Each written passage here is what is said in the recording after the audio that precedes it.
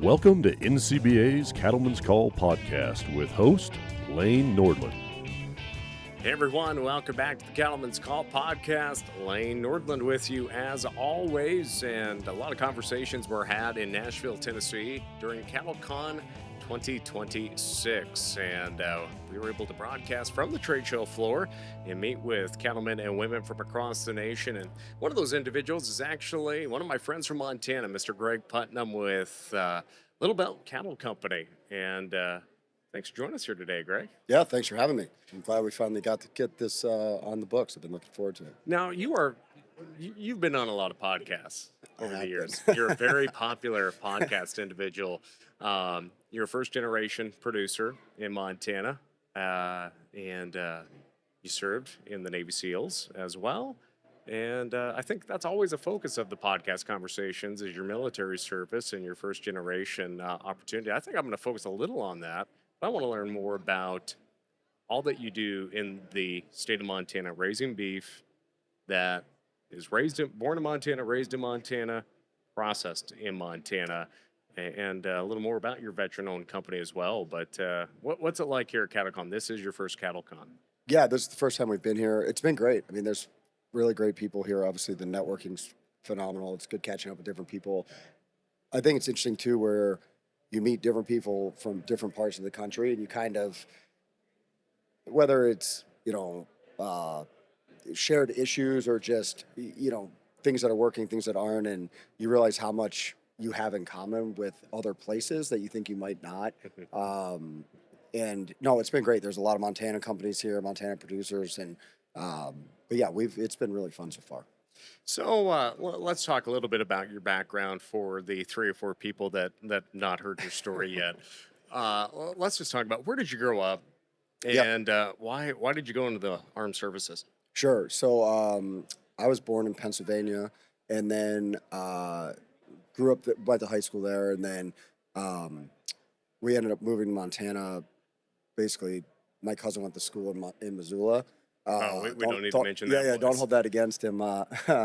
And so I started coming out when I was in school to see him, and then ended up moving out here. And I had an uncle that was a SEAL, and kind of just, I don't know, I'd always looked up to him. And when I was 18, he took me to this SEAL reunion for one of his. They do it's like almost like a graduation class reunion. Yeah. And he took me down there.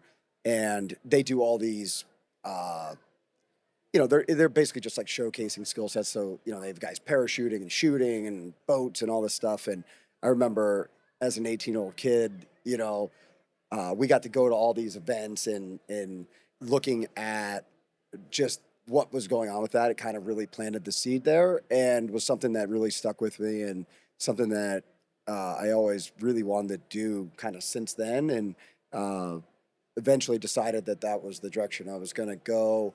There's obviously kind of a lot that goes into that process of even just applying and just getting an opportunity to basically attend training. And so I kind of just started going down that path, and chips started falling in the right spot, and ended up getting an opportunity. At the time, they were basically, you could sign a contract as a civilian that puts you right into the training pipeline. And then it was kind of on you to see if you could do it or not.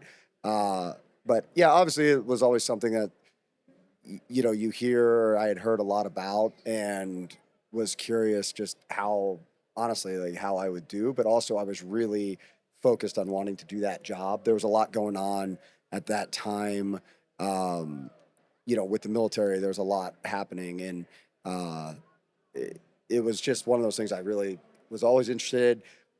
This skill set that I kind of naturally, stuff that I was just okay at doing, I guess, was really in line with that stuff, and was something I always had an interest in. And I was really fortunate that I got to do that. And it was an unbelievable organization to work with. It was phenomenal people, and I really honestly look back on that time of my life extremely fondly. It was really phenomenal.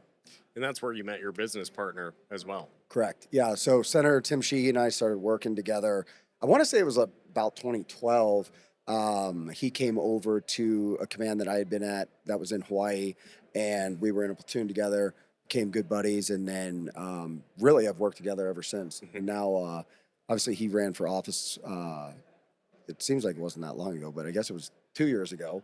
And he's doing a phenomenal job now in the U.S. Senate and representing Montana, and has a big focus on producers in agriculture and production agriculture, obviously with our business, but also just, recognizing the importance of food production in this country, and what it takes to have producers producing, high quality, nutrient dense food that goes into a system that really does set this country apart, along with many other things. But the access to that is something that's extremely important, and obviously something that the senator sees a huge amount of value in and has done a lot of work. He just hosted an event with producers across the country. Secretary Rollins was there, and really kind of talking through the issues that agriculture is facing as a whole, and talking about some different solutions that, from policy perspective, that could really impact people in a positive way. So what was the reaction from your family and friends to young men with young families? We're going to start a ranch in Montana and have the complete supply chain. What was the initial reaction when you told your family and friends about this? It was funny. I think I told this story a little bit at the Montana Stock Grower Convention, but I think more people thought this was a bad idea than when I started telling people I wanted to be a Navy SEAL. And when you look at the success rate there, but I remember, and I said this as well, when, if you had told me as a kid, what do you think you have a higher chance of happening, being a full-time cattle producer in Montana or a Navy SEAL, I would have immediately said Navy SEAL. And when you think about the amount of people that are successful in that, I think that gives you a good idea. There's obviously a lot of barrier of entry, and when you start to look at just the skill set alone and the experience and what it truly takes, the amount of appreciation and admiration that I have for the professionals that are in this industry are people that I really look up to. And I had some great people that helped me get started.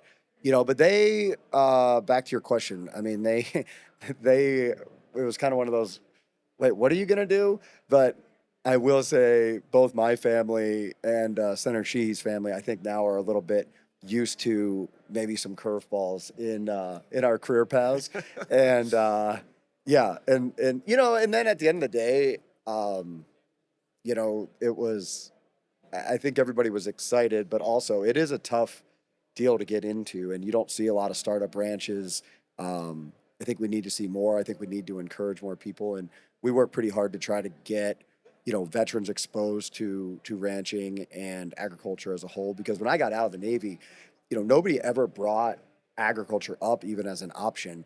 Basically, it was you should look at tech or finance, and to be honest, I didn't really want to do either of those. And I wish somebody had even brought up, because I mean, you look around the convention here and you see how vast this industry is, and it's great people, and I really feel like the skill set that veterans have coming out of the military really kind of fit well into ag as a whole. And there's a huge amount of a purpose where you feel like what you're doing has a big impact, because it does.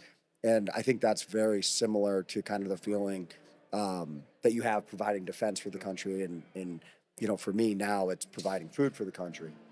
When you first got in, did you have any indication that the cattle herd was going to slip to these low levels? And you really entered the business at a pretty good time. Yeah, what do they say? It's better to be lucky than good, and our timing was phenomenal with when we got started, not just even from a kind of an investment into our cow herd, but also with the markets and things. Now, I will say this though, I mean, and and I think everybody knows, but I mean, there were some tough times there though too. I mean, the COVID time, and I tell people this all the time. I mean, I remember when we were first buying hay, we were paying about $90 a ton, and the following year was $350 a ton. Yeah. And honestly, I think one of the things that, sometimes being new to something, is good is that you're almost naive enough that you don't even realize, and you just are figuring it out as you go. But we were really fortunate when we came in and started building this thing up. And I think the movement now towards knowing who and where your food comes from, and kind of this connection back to to not only the people but having a connection to the food that we're eating has a big, just obviously a positive momentum right now. And so it's been really interesting, and it's something I really enjoy. Is you kind of feel like you're uh, kind of part of, we appreciate that people put our beef on their table and Yeah. feed their families with it. And we do a lot of stuff in around Montana where, we'll donate beef into school districts. We work with some different school districts, and it really started out with the thought was, and it was really during COVID, was putting Montana beef back into Montana communities. And again, kind of not knowing exactly what that would take to do probably helped us, because if you looked at really what goes into that whole process, um, you it can be overwhelming, just the amount. But I've learned a ton from the beef production side into the live cattle side, and honestly, I think it's made us and made me a better operator from the ranching perspective. And I've learned a ton just by having to be involved in all of those different segments. What was your initial goal? Was it just to be cow calf, or did you look at this and say, "Hey, we need to streamline this and try to keep it in"? What was the initial goal when you decided, "Okay, this is what we're going to do"? Yeah, great question. So no, we just were going to be a pretty classic, traditional working ranch operation. I think we initially had talked about and started with running cow calf pairs. Um, we started doing some yearlings a little bit sooner than we kind of expected, and a good friend of ours, um, they had a fire at their place and they needed some grass. We were we were kind of stocked where we needed to be, but we had also picked up some additional leases, and we had some grass, and so we ended up bringing over some heifers for them, and that kind of got us going on the yearling thing, and running just some basically just from May through October timeframe.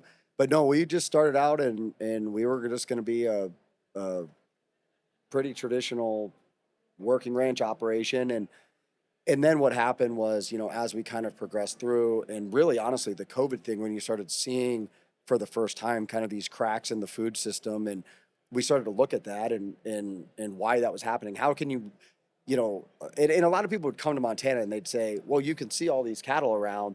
How is there no beef on grocery store shelves? And I think what people didn't realize is the cattle that they were looking at are really more the factory that is producing the cattle that are then going into beef programs. And it was just something we started to look at, and I think we started to realize the importance of controlling that supply chain in this country, and seeing the value of that, and then also seeing the fact that people really cared about that. And obviously there's a lot of places in Montana that have changed quite a bit, but the amount of tourists that are coming into the state also is a fantastic opportunity from a customer base. People want to eat Montana beef, and we just started to kind of look at all those different aspects, and then think about how we could basically capture more revenue throughout that entire process. And I remember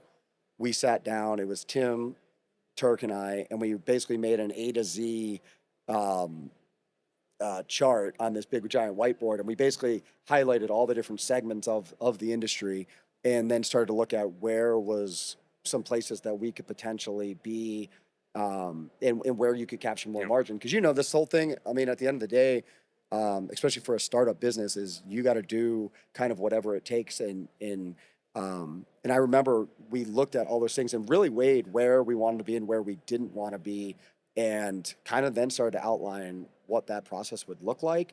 And that kind of moved us in the direction of investing in the feed yard, and really just looking, I would say regionally, at what does it take to keep Montana cattle in Montana, and then where are the outlets, kind of from distribution, and whether that's selling cattle into other larger live cattle programs.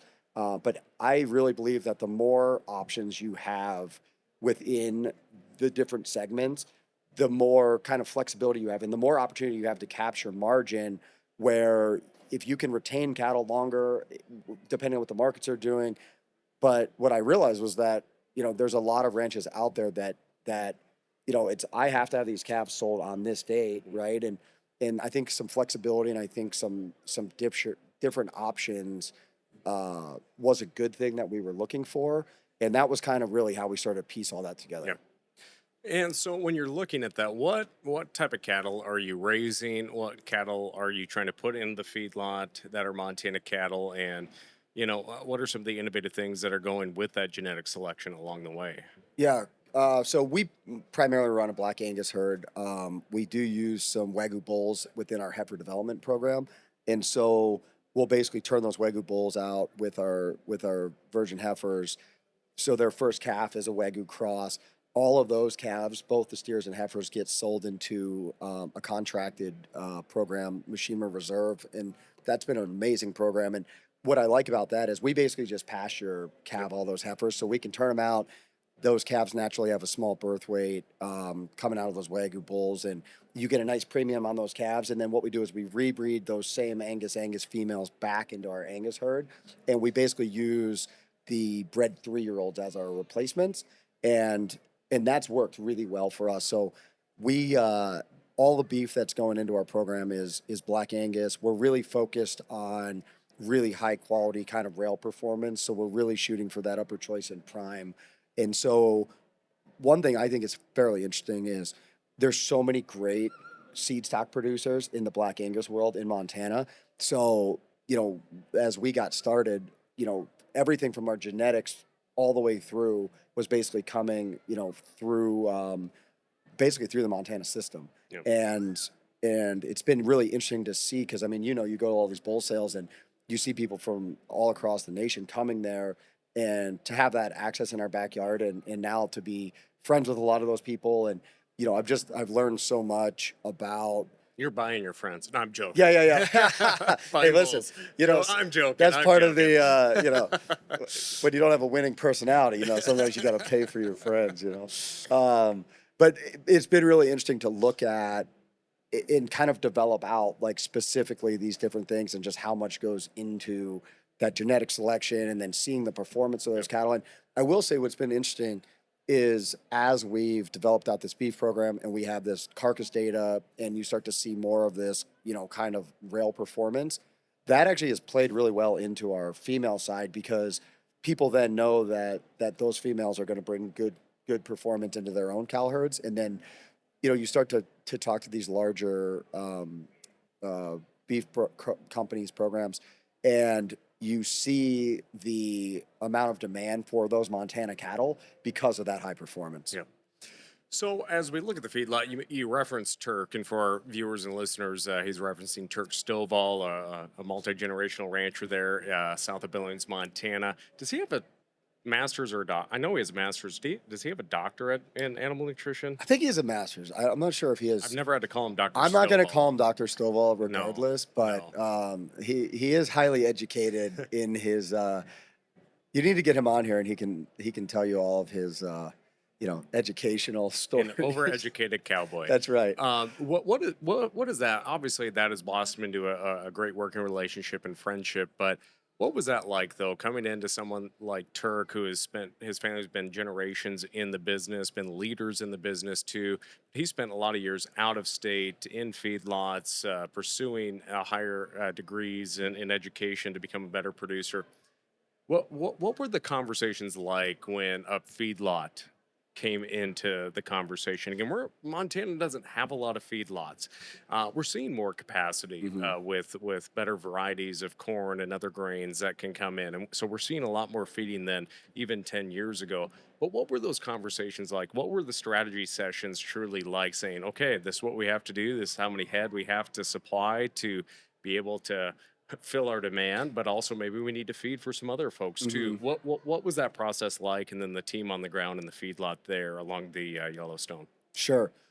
Yeah, obviously Turk has just a amazing background in a number of segments, and is somebody that just has just a wealth of knowledge. And what's interesting about him, I think, is a lot of times you have people that are really kind of experts in one, maybe two segments, where he really truly is an expert across so many different, and just has such an interesting background. And we're I would not be sitting here today with you if it wasn't for the help from Turk and his family.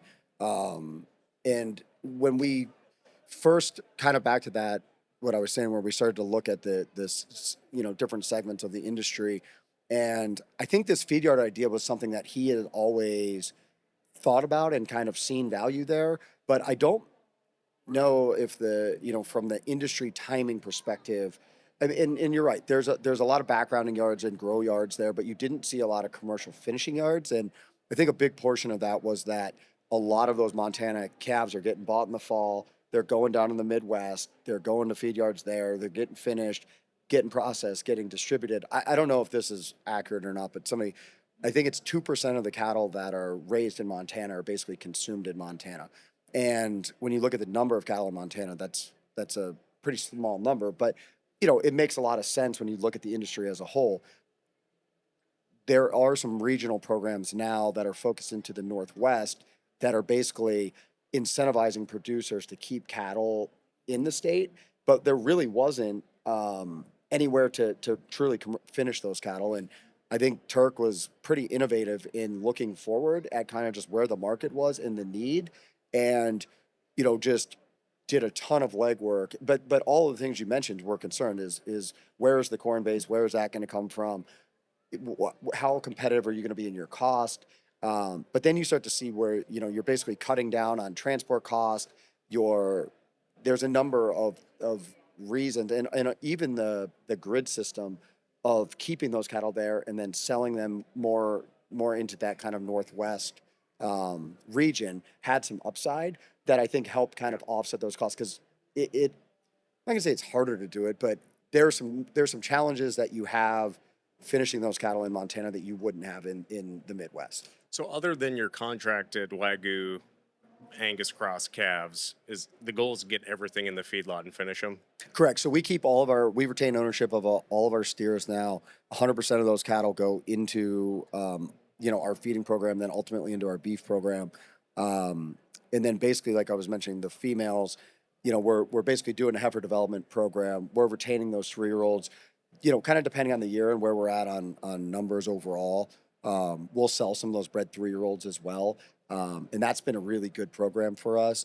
We're trying to actually build and grow more females, so we have more cattle to put into the program as a whole. And then we'll work with some other partners as well. And our whole thing is, single sourced, knowing exactly, who and where those cattle are coming from. And the biggest thing for us now is, one thing that's really hard to do, I think, in any kind of consumer products type company, is to build demand. And we've done really well with that. And now, that demand has really outpaced our current supply. Yeah. So now we're looking at how do we build, grow, and scale that supply to meet that demand. And we're putting some different things together that have been really interesting. And but as you know, I mean, it just takes so much time, and it takes a lot of capital as well. And I think that's one of the things that, some of the meetings that we were having in DC a few months back, we were talking about, some of these things, and that kind of access to capital right now, access to ground, is something that's really important, especially, and it doesn't matter if you're starting out or if you're just expanding and growing your family place. And everybody has those shared issues, because it's just gotten, obviously it's extremely capital intensive. And we've really started to look at, okay, we've built this great demand. What does that look like? And now how do we start adding more into it? And what we ultimately want to do is start is start being able to bring other Montana producers kind of into that program where they get some upside, Yeah. and almost build out like a performance-based premium type program. And the good news is there's a lot of really, really good producers there in the state, and bringing some of those folks in, and just again more options and opportunity to potentially participate into a beef program, because this beef program thing it's tricky, and it takes there's a lot of moving parts. There's a lot of things you got to get figured out. And so the one thing, the only part of the program that we're not doing in Montana anymore is we're not processing in Montana anymore. And the reason for that was, there really wasn't any processors that were, there's a lot of like kind of smaller size processors, but there wasn't a lot any really at this point, processors that could take the amount of volume that we were doing. And it's very, again, it comes down to like how cost competitive can you be, but also the quality of the cutting is really important. And so we're now working with a partner on the processing side that's really focused on food service. So the level of quality of beef that we're putting on the rail is really high. And now we have what I would consider to be like really, really high quality cutting as well. So the way that product now is showing up to customers is right on par with any national program. So you're going to Idaho? We're going, we were in Idaho and now we're in Colorado. Okay. Yep. Okay. Yep. And the other part of that is, actually Turk and I were in California, and we were visiting with a friend of his, and he has a grass program. We were talking to him a little bit, and he made this interesting point. He said we were talking about just how do you move those full carcasses and the challenges with some of that. And he said, well, I have San Francisco an hour away, and I can move so much volume into that, large urban area. And it really, honestly, it kind of was like a light bulb moment. And what I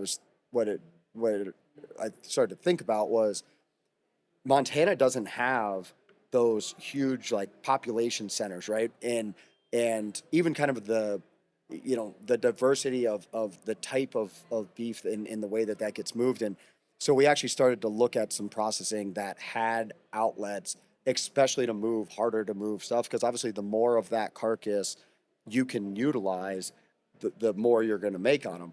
And when we started to do some processing in Colorado, that gave us access then to sell into Denver, which is obviously large urban area. Yep. It allowed us to move a lot more, I'm going to just call it harder to move product a lot quicker. Yep.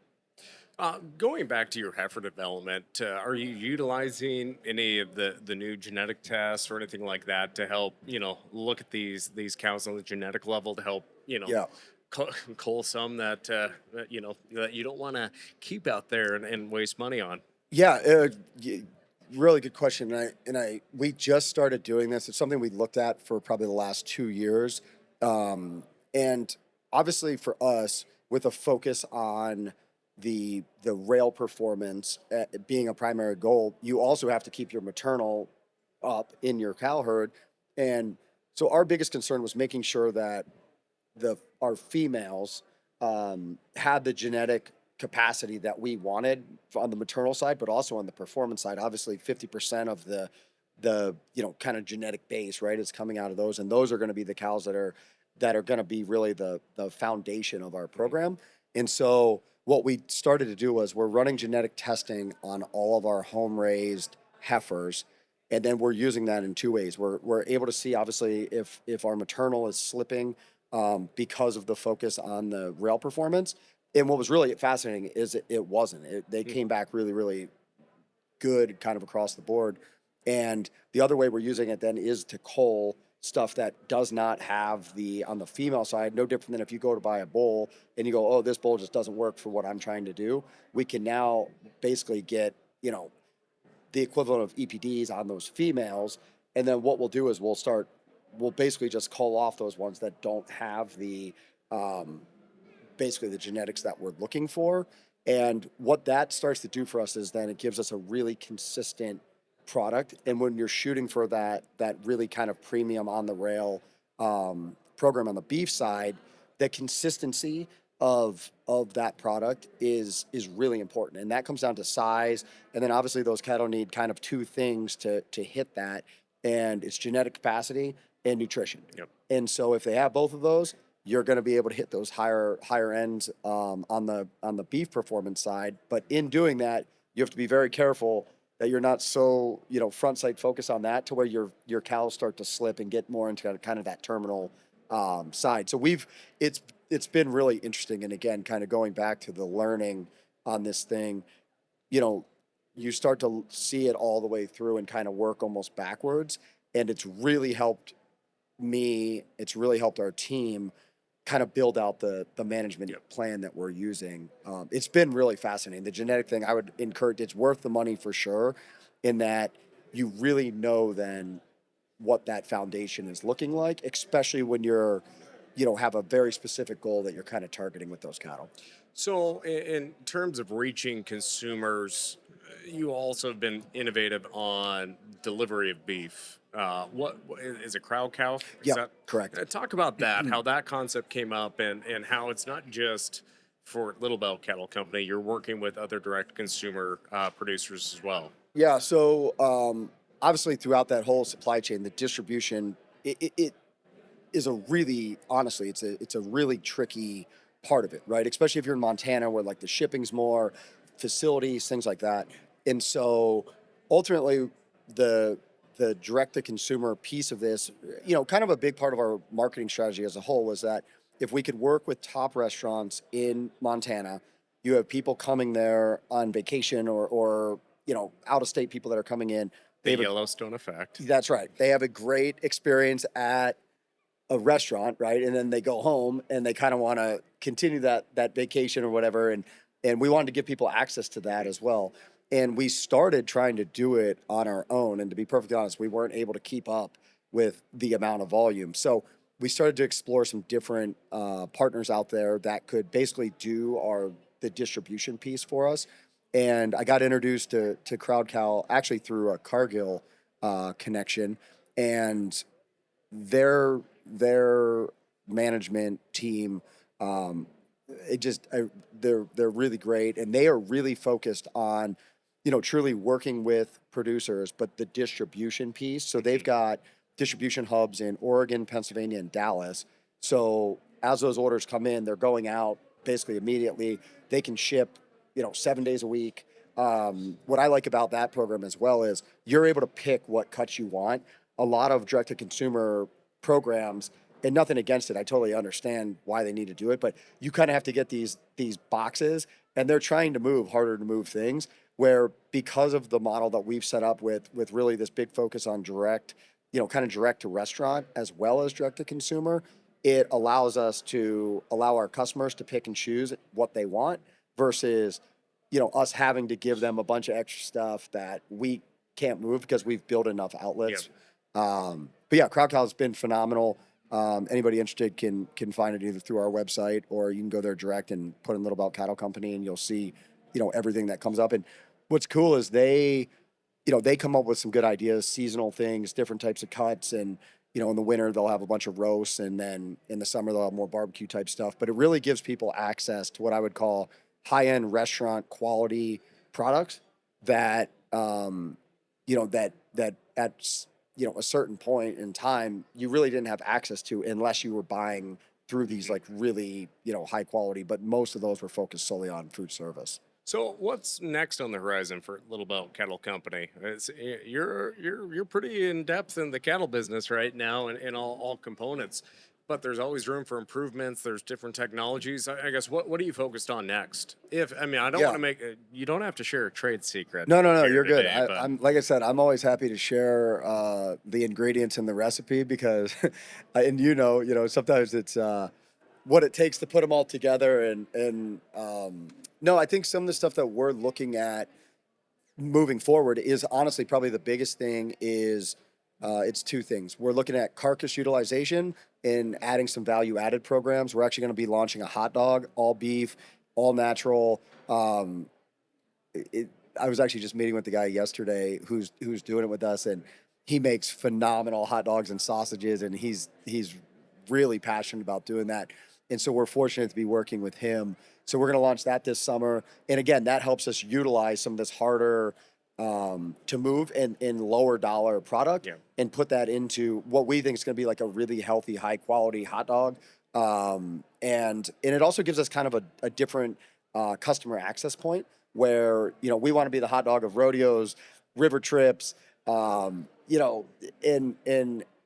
it gives people kind of that kind of that price point. We want people eating our hot dogs, at the rodeo, and then when they go to a nice restaurant for their anniversary, eating our steaks there, right? And given an access point to everybody, kind of back to this, trying to get good high quality Montana beef in front of as many people as possible. So that value added program is a big one, and then really building out this rateable supply chain to match the demand that we have, and that is going to be kind of I'm not going to say a heavy lift, but it's a different model just for the way that we're set up. And the biggest thing that I'm focused on with that is a lot of times I think as you increase your quantity, your quality can go down. And this was kind of something I learned in the SEAL teams is, you know, to maintain a really high quality, program, organization, etc. It's hard to build and grow those things quickly without sacrificing quality. And we have been like hyper focused on how do we do that. And that's a big thing for us because again, I think we have to incentivize more American producers to build the American cow herd back. And we're looking at some different ways to to bring more cattle into our program, produce more cattle ourselves. So it's always more grass, more cows, more cattle. It's just how do you do that effectively, in primarily effectively financially, in a way that makes sense. I think everybody knows right now it's great that these beef prices are high, but also the cost of live cattle are extremely high. And so it's really hard right now if you're not kind of developing those cattle yourself. So I think that's something that people have to realize is it kind of goes both ways. So, coming into this, obviously the military recruits that next generation to serve. Did you foresee the recruitment challenges in ag labor? What was that like when you were faced with trying to hire quality workers, whether that's on the ranch or in the feedlot? What was that? What was your reaction? But how were you working to find a solution to challenges that we all face? That being finding reliable labor. That's a great question, and again, that was kind of one of the things we talked about as well. There in DC, and I think the labor thing's a big. It's a everybody has that. It's an issue, right? And I think, and tell me what you think about this. I mean, it seems like when you get really good people, those people get taken care of pretty well with where they're at, and they stay there for a long time. And we've been really fortunate. Or they get hired away at a higher price. Or they get hired away at a higher price. But those people are extremely valuable. And I think encouraging more people to either stay in this industry or come into this industry, but then it comes down to what do those opportunities look like, right? And it's a big thing though, and I think we really have to start thinking about that in almost this kind of succession generational planning, because you are seeing a lot of generational ranches. I don't know what the stats are, but basically, selling out of the industry, and you're not seeing this huge influx of new people. And that was something for us, when we started looking at, and just from my experience, the veteran piece is, I kind of see a demographic of people that most of who I would say have earned an opportunity. And here you have this whole industry that has a lot of potential opportunity, but the gap there then becomes an experience gap. And I think people have to start to just think about in their own operations, getting to the point where you're almost training somebody new. And I think there's some positives to that. Yes, you have to spend more time and you have to spend more energy, et cetera, getting them trained. But then you have somebody that's actually doing it the way you want it done. And I think a lot of people have dealt with this is, I know for our ranching operations, I mean, we have like procedural type stuff. It's like, okay, if we have a calf with pneumonia, you're not giving it your uncle's buddy's, remedy that he came up with, 20 years ago. And that kind of stuff, I would rather have a person that follows the protocols and the training on the way that we do it versus somebody that resists that to do it the way that they think is right. Yep. And especially when they're your cattle, right? It's a big difference. But I think this labor thing, we have to start thinking about how do we encourage more younger folks to stay in the industry. And I think and again, as a new person that has come into this industry, I think people have to be open-minded to the fact that you could get some really good people that have a high amount. You give me somebody that's interested and willing to learn, and I'll give you somebody back that can probably do it pretty decent. But you got to take a little bit of risk, and it's not going to be perfect. You're going to have people that it works out great, and you're going to have some that it doesn't, and we've had that. But that labor thing is a big deal. But I think these kind of shows and more information being out there and paths forward for people. I mean, MSU has a phenomenal ranch management program, and Montana State University. Correct. Let's the best MSU. The best MSU, yes, Go correct. Bobcats. They but you start to look at that, right? And if you talk to the folks who run that program, they have a lot of new people with no ag background coming into that. And what I think is interesting there, it shows that there is interest. Now there's starting to be more of a path forward of how you can kind of bridge that experience gap. And that's a hard thing with this industry is there's an educational component, but there's also an experience component. And how do you get that experience if you didn't grow up doing it? Yeah. And it's just something I think we're going to have to start to look at. And it's going to take a combination of both multi-generational and new people. And, again, that was kind of my experience. And I think the folks that helped me out, I think they would say that there was some value on their side and there was definitely value on our side, but that kind of partnership actually worked really well. So for what advice have you shared with veterans that are looking at, maybe they grew up on a farm or ranch, or maybe they're like you come out of the SEALs, you're looking towards new opportunities. What are some of the programs, whether it's through USDA or other nonprofits that are supporting that next generation of farmers and ranchers with military service? What were some maybe the programs you utilize, or that you've heard about and you're helping fellow veterans with? Sure. So to be honest, like I said, I didn't really even consider this as a viable option at any point up until when it was, right? And so we've worked with a number of programs. So there's a program through the military called Skills Bridge that basically allows people while they're on active duty to go work in some industry, get some experience. Obviously, Montana State University, it's a ranch management program. They've had a number of veterans that have come through that we've either, basically had as interns or just help support them as they go through that. We work with a program called Bear Hug Cattle Company that basically one of the hardest things that we found was building as a for-profit business, building out an internship program. What? Agriculture is a for-profit business? It is, believe it or not. And building out an internship program or, we weren't really super set up. And a lot of that was also just vetting people, and we were able to do that through some, people that connected us with different folks. But what I really like about what we're doing now is Bear Hug basically has an application process.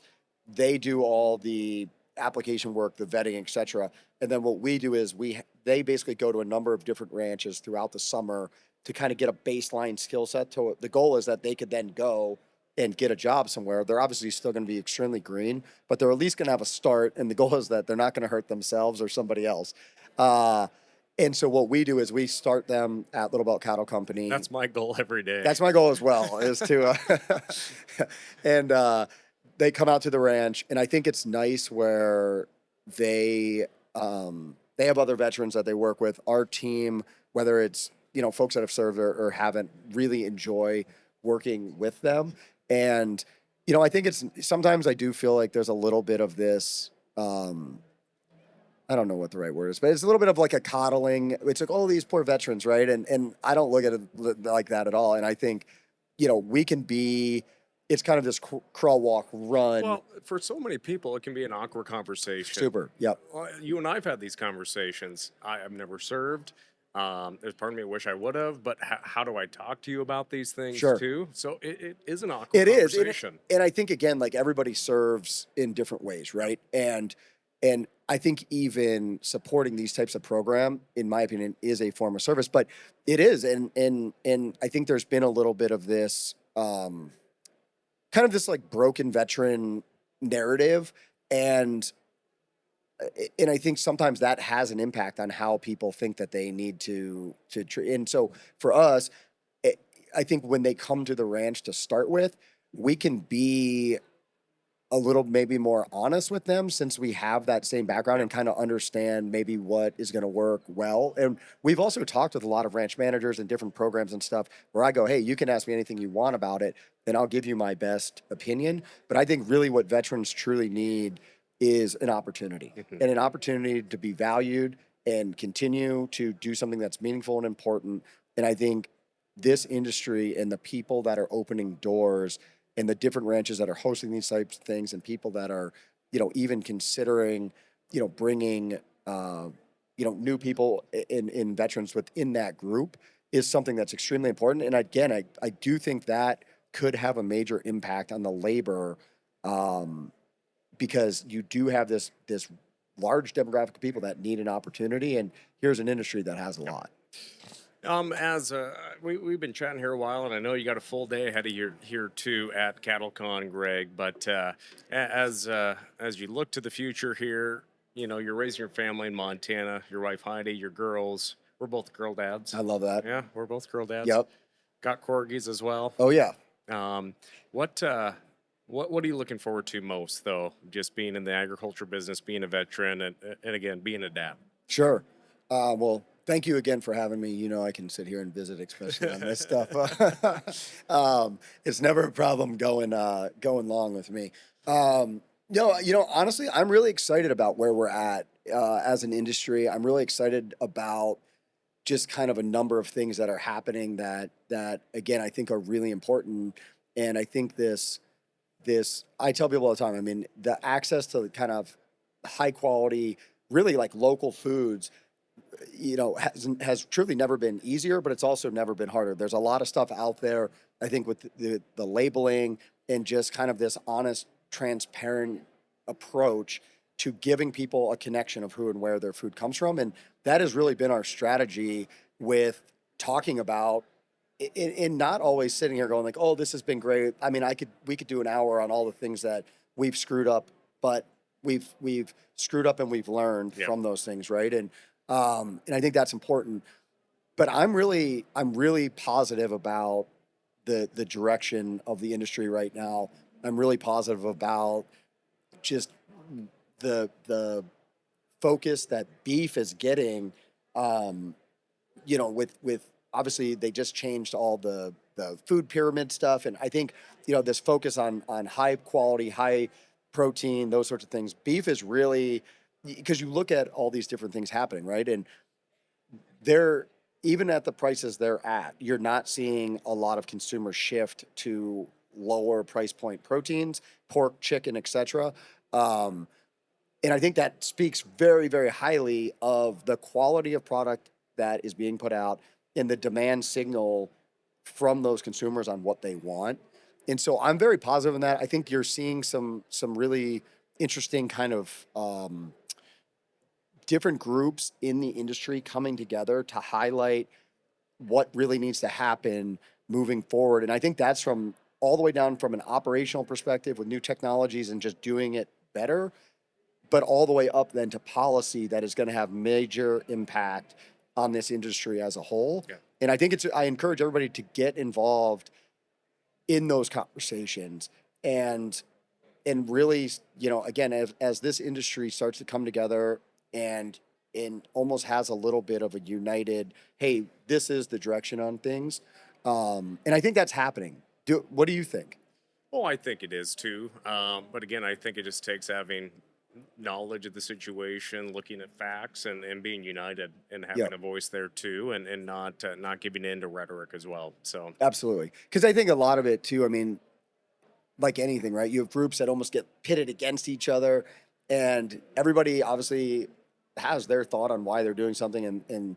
But I do think, there's gonna have to be some collective thought process here on what are kind of the major issues that the industry is facing, and how do we, as U.S. cattle producers, how do we start providing more solutions to those problems? And truly, I mean, we're gonna have to start looking at incentivizing producers to retain more cattle and continue to grow this cow herd over the next few years. But again, I think if you're in the industry and you're building, growing, staying the same size, it's a really great time, obviously. And I think if you're new to the industry, it's a very interesting time, because there's a number of things that are changing with tech and all these things that maybe you're not as maybe it helps bridge that experience gap a little bit quicker. Well, again, I'd love to talk to you more about how you're utilizing social media as well. Who would have thought you would have been a Western wear model? Well, as Navy well? SEALs, they can't shy away from the camera, and especially if they have a full head of hair. That's very important. Well, Greg, I want to thank you for joining us here today. It'd be great to do another show down the road. Absolutely. With you and Senator Sheehy, and possibly bring Turkin as well. That would be great. Expand upon that. It's interesting, just to hit on the social media thing real quick. It's really interesting because on the beef side of the house, that advertising and being out there is critical in, what is the reason that somebody's, going to select a little belt steak versus something else, right? And again, that connection point, and I think through social media now you have kind of access to this customer base, but you also have to be willing to put yourself out there to do it, which is not the most fun, to be honest. And then on the live cattle side, you don't need any of that, right? You need a reputation and performance, and I almost feel like it gets looked at a little side-eyed. And you're a media guy, you go out and do, and you realize that there is a major part, and in certain segments of the industry, you really need to do that, and it's the in cheapest. other parts, they need to pull it back. Correct, but it's hard because in one aspect, it kind of gets like, oh, why would you do that? And on the other aspect, it's like you have to do it. And for us playing in both the live cattle and the beef side, we have to think about kind of the strategy across the board. And to be honest, we try to be transparent about it. We try to be good representatives of the industry, and we try to be, kind of putting it out. I almost see it as a customer education piece, or helping other people even find out about stuff. And but that is a major way that we drive business into our direct to consumer, but also into our restaurant. And we've actually seen, through that, people come to Montana and they want to go to the places that have our product. So it actually helps other businesses. And when you look at these local supply chains, it really is all about, every link in that chain. If we didn't have restaurateurs and chefs that believed in local product, we wouldn't have anywhere to move that product, right? And you start to realize that all of these things work together. And it's been kind of interesting because I feel like if we can drive business into the community as well and help others within that space through some of those things that we've done, then I think it's a good thing. Well, again, Greg, thanks for joining us here today, sharing a little insight on your experience and first gen work in the cattle business. Absolutely. Thank you for having me. Again, you can learn more about Little Belt Cattle Company and U.S. Senator Tim Sheehy and Greg Putnam, who are ranching there in Montana. Just check out Little Belt Cattle Company online, along with their social media pages, and this Resistol model we have with us here today as well. That's right. But again, friends, thanks for joining us here on the Cattleman's Call podcast. I'm Lane Nordlund. We'll catch you next time. Thanks for tuning in to NCBA's Cattleman's Call podcast with Lane Nordlund. For more information, visit ncba.org and make sure to subscribe to the podcast today.